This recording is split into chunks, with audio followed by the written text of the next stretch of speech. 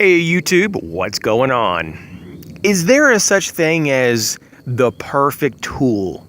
Some people, when I say that, they think of multi-tools. Some people think of various tools in a toolbox, maybe a tool system.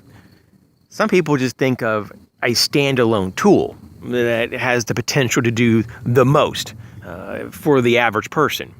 Or it could be a tool that's for specialty use. Maybe you're an electrician and you have certain tools that meets the needs of that profession. Whatever it is, I think that if you really start to think about the times you thought about tools, I know at least I have done this. I'm like, man, if that manufacturer just simply did this or that, made this change or tried this out, I think you might have the perfect multi-tool. But then I come to reason and I'm like, no, there really is no such thing as the perfect tool, even multi-tool or anything.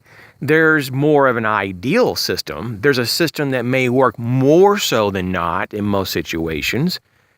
And there's also systems that may give you the biggest bang, if you will, for the buck. I'm just sitting here on my lawnmower, taking a break.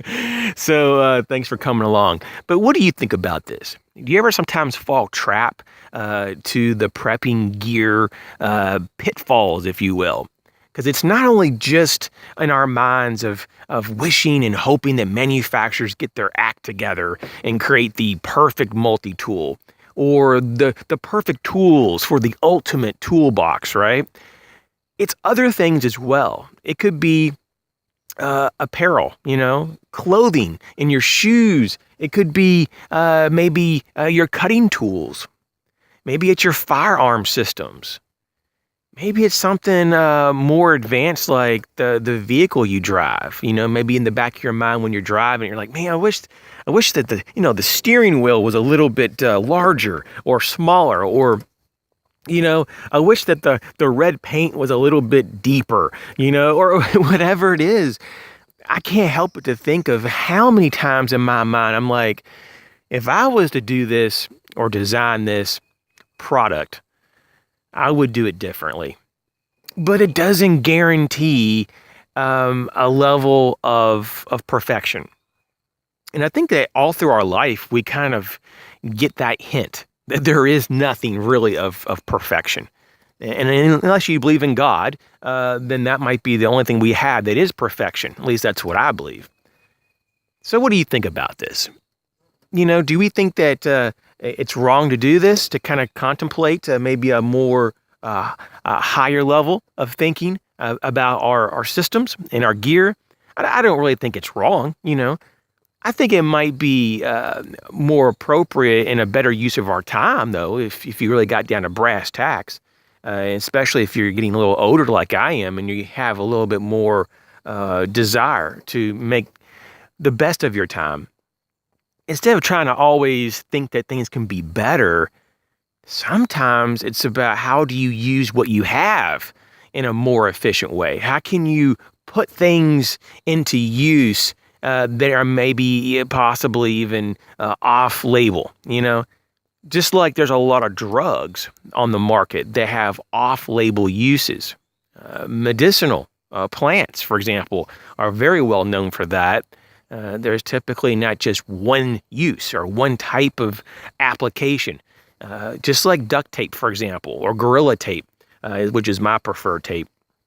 Of course, they got T-Rex tape too. I don't really care for that. And the average, duct tape brand or the duck brand of duct tape, I'm not too big. They have the industrial strength. That's okay. I'd go with that, or my number one pick, Gorilla Tape. But that stuff, I mean, it's like someone that came up to you and said, hey, you can only use, Gorilla Tape to fix pipes or something. And I'm like, no, you can use it for a lot of things, man. There's like thousands of uses. You can't just limit the tape just because you don't have insight or you lack creativity. And the same thing, though, goes for us as preppers. Or us that, we, the people that could be in a situation that we have to adapt to it. So Maybe tape in some situations is going to be a first aid product. Other situations, it's a repair product. In other situations, it could be the means of basically creating some type of shelter and so forth. And so we have to just keep an open mind that sometimes it's not that we need to design or create something to get to perfection, because maybe perfection is really not obtainable. And there's nothing wrong with improving things. I'm not saying that at all. But so much more of the time I've noticed is that we already have the answer. It's just we haven't thought through and really ever used what we have in front of us to its fullness. And that's what I see a lot of times. I can't tell you how many times I see people that tell me that, oh, I can't do this or that because my pickup truck isn't big enough. And I'm like, well, there's different ways to load the item that you're trying to get in your truck. And sometimes they just don't think about it. And so sometimes I see my friends, they go ahead when they want to get a new vehicle and they get that bigger truck and they say, now I got it solved, because before I couldn't do certain things. But then there's always another problem. Now the truck might be too big to fit in the parking space at home or in there, maybe at work, or maybe it's hard to maneuver versus the smaller truck. And not only is there pretty much trade-offs and everything, but sometimes we don't see where we're at when we're in it, whatever that is that we're in. And so we have to really open our eyes in life.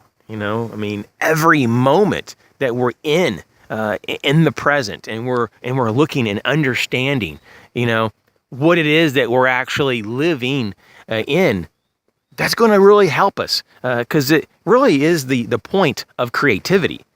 That in the moment, where we are now, is where we're creative. We're not creative when we're dwelling in the past, and we're not creative when we're thrown way in the future. Or even a little bit in the future. And we're not living now. And so now is where we need to be to create any kind of insight and to develop the knowledge to better ourselves so that our future will be better and that we don't repeat the things in our past. And so with that, you guys take care. Hope everyone's staying dry and warm. It's kind of cold where I live right now, and right now I'm in between rain showers and thunderstorms. It's been really bad this year. This is somewhat normal for where I live. We have very, very rainy conditions, and I know that various parts of the United States has this problem this time of year, but we've been having a lot of flash floods and so forth. So anyways, you guys take care. Catch you later.